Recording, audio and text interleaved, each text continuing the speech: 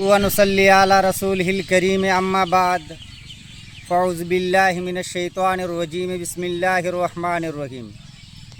Facebook बंधुरा अल्प समय फेसबुके आसलाम, যদি ভালো লাগে কথাগুলি লাইক শেয়ার কমেন্ট করবেন। আসুন শ্রবণ করুন।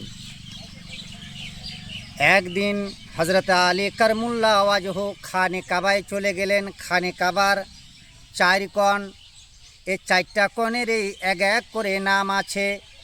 ইয়ামিন বরাবর হযরতে আলী করমুল্লাহ ওয়াজহ নামাজের জন্য দাঁড়িয়ে যান। নামাজের অবস্থায় আছেন। এদিকে আবু জাহিল ওই মক্কার মাঠে বসে আছেন। এক ভিক্ষুক গেলেন, আবু জাহিল, তোমার কাছে কিছু থাকলে আমাকে দাও। আবু জাহিল বললেন, আমার কাছে কোনো কিছুই নেই, আমি পাই তো আমি নিজে খাই, আমার কাছে কোনো কিছুই নেই। এবারে আবু জাহিল সেটাকে মজা নেওয়ার জন্য ওই ভিক্ষুককে, ওই ফকিরকে বললেন, রে ভিক্ষুক, ওই খানে কাবার মধ্যে যে মানুষটা নামাজ পড়তেছে সে যদি তোমাকে একবার ভিক্ষা দেয়, সারা জীবন তোমাকে আর ভিক্ষা করতে লাগবে না। এবারে ওই ভিক্ষুক অপেক্ষায় আছেন হযরতে আলী করমুল্লাহ ওয়াজহুর নামাজ কখন শেষ হয়ে যায়।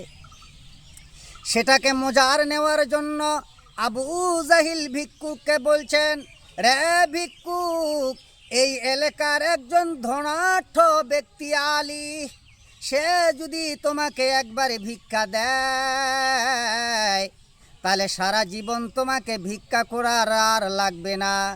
হযরতে আলী করমুল্লাহ ওয়াজহ নামাজ শেষ করে যখন বাইরে আসবেন, দরজার সামনে এসে গেছেন। ভিক্ষুক গিয়ে বললেন, আলী, আমি শুনেছি তোমার বংশ পরিচয়ও আমি জানি, আমাকে কিছু খাবার দাও, আমার সন্তানরা অনাহারে রয়েছেন, 3 দিন ধরে বাতি জ্বলে না, চুলহা জ্বলে না রে আলে, আমাকে কিছু ভিক্ষা দাও।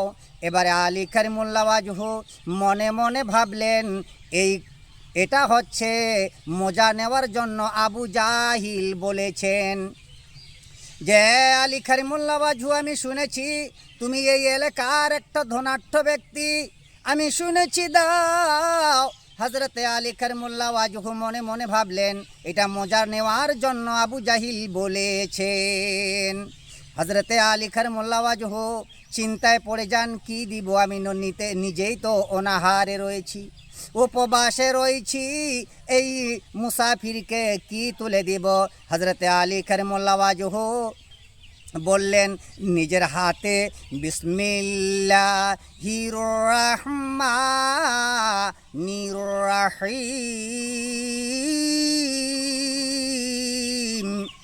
বলে ফু দিলেন। ফু দিয়ে, নিজের হাতে ফু দিয়ে ওই ভিক্ষুককে বললেন, ভিক্ষুক রে, তোমার ডান হাতটা বাড়িয়ে দাও। এবারে ডান হাতটা যখন বাড়িয়ে দিলেন, হযরতে আলী করমুল্লাহ ওয়াজহ তার হাতে দিয়ে দিলেন। দেওয়ার পরে মুড করে দিলেন যে চলে যাও, চলে যাও। আবু জাহিল মক্কার মাঠের থেকে দেখতে আছেন, কি দিলেন, কি দিলেন, দেখার জন্য পাগল হয়ে যায়, ব্যস্ত হয়ে যায়। ফকির বলে, না না, তোমাকে দেখাবো না, আমাকে যা দিয়েছেন আমি এটা রেখে দিয়েছি, যে রে ভিক্ষুক তুমি দেখাও কি দিয়েছে, আমাকে দেখাও, দেখাও। এবারে তার কথা শুনতে না পেরে ওই ভিক্ষুক তার ঝুলির থেকে যখন বের করে দিলেন একটা হীরার টুকরা হয়ে গেছে। জোরে বলে দিন সুবহানাল্লাহ। ওই হীরা নেওয়ার জন্য পাগল হয়ে গেলেন। এবারে পাগল হয়ে গেলেন। ফকির বলছেন, না না না, আমি এটা বিক্রি করব না।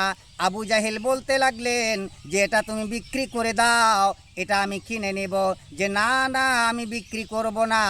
এ করতে করতে চলে গেলেন নবী মুহাম্মদুর রাসূলুল্লাহ। এক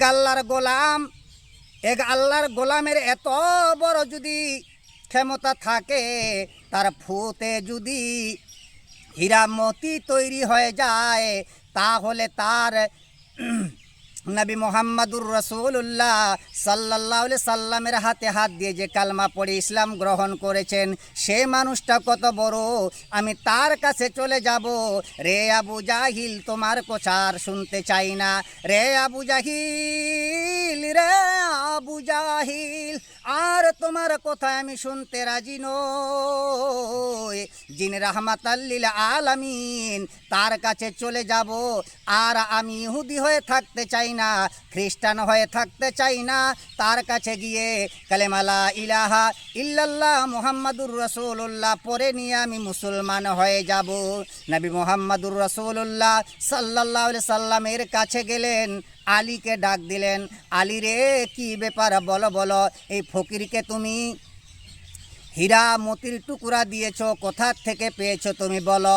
জো আল্লাহর বন্ধু, কি আর বলবো, আমি খানে কাবায় নামাজের অবস্থায় ছিলাম।